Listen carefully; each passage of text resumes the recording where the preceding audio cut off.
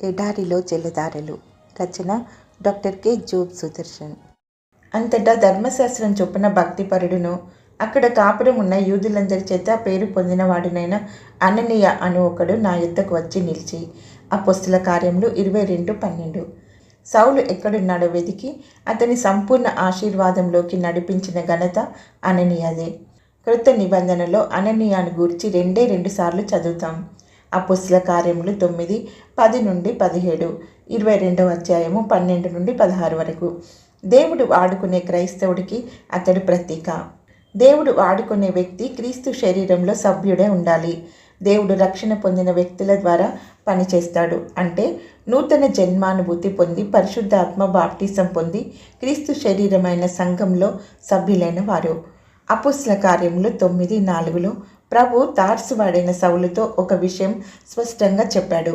అదేమిటంటే, క్రైస్తవులను హింసించడం అంటే తనను హింసించటమే. ఎందుకంటే వారు తన శరీరంలో అవయవాలు, ఆయన శిరస్సు. ఆ విధంగా శిష్యులు ప్రభు ఒక్కటే అయ్యారు. యేసు ప్రభు ఈ లోకంలో ఉన్నప్పుడు ఆయనను భౌతిక శరీరం ఉన్నది. దానిలో ఆయన జీవించాడు, దానితో పనిచేశాడు. ఇప్పుడైతే సంఘమే ఆయన శరీరం. పరలోకంలో శిరస్సుగా ఉండి భూలోకంలో ఉన్న విశ్వాసులు ఒక్కొక్కరి ద్వారా ఆయన పనిచేస్తాడు. అననీయ ఆ శరీరంలో అంతర్భాగం. నిన్ను నన్ను దేవుడు వాడుకోవాలంటే మనం కూడా ఆ శరీరంలో భాగం కావాలి. దేవుడు వాడుకునే వ్యక్తి గొప్ప వ్యక్తి కానవసరం లేదు. నయమాను కుష్టు నయం చేయడానికి దేవుడు ఒక పని పిల్లను వాడుకున్నాడు. రాజులు 2వ గ్రంథము 5:2. నయమాను అపోస్తలుడు కాడు, ఒక సాధారణ శిష్యుడు. సాధారణ వ్యక్తులను వినియోగించుకోవడం అంటే దేవునికి చాలా ఇష్టం. ఇది అనేకులకు ప్రోత్సాహకరం కావాలి. కొరింథీ మొదటి పత్రిక 1వ అధ్యాయము 26-28 వరకు చూడండి. నీవు సంఘములో సాధారణ సభ్యుడివే కావచ్చు. అయినా అననీయ వాడుకున్నట్టే దేవుడు నిన్ను కూడా వాడుకోవడానికి ఇష్టపడుతున్నాడు. అననీయ ఒక శిష్యుడంతే. దేవుడు వాడుకునే వ్యక్తి భక్తి గలవాడై ఉండాలి. అననీయ భక్తిపరుడు అని యూదుల వలన మంచి పేరు పొందినవాడని చదువుతున్నాము.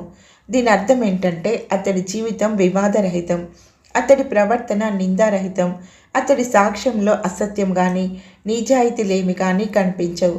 అతడు క్రీస్తు జీవితాన్ని తన మాటల్లోనూ చేతల్లోనూ కనుపరిచినవాడు. తీతు 2:10 చూడండి.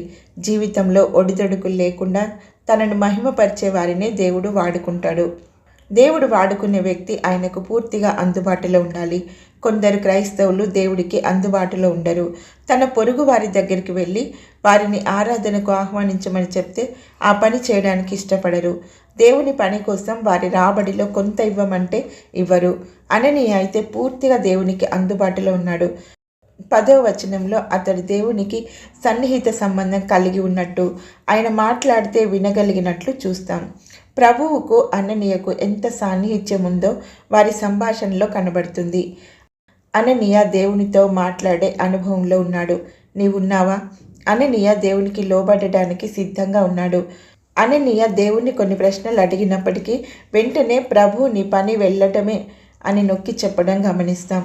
15వ వచనం అంతే, అననీయ వెళ్ళాడు. 17వ వచనం తక్షణం విధేయత ఇక్కడ చూస్తున్నాం.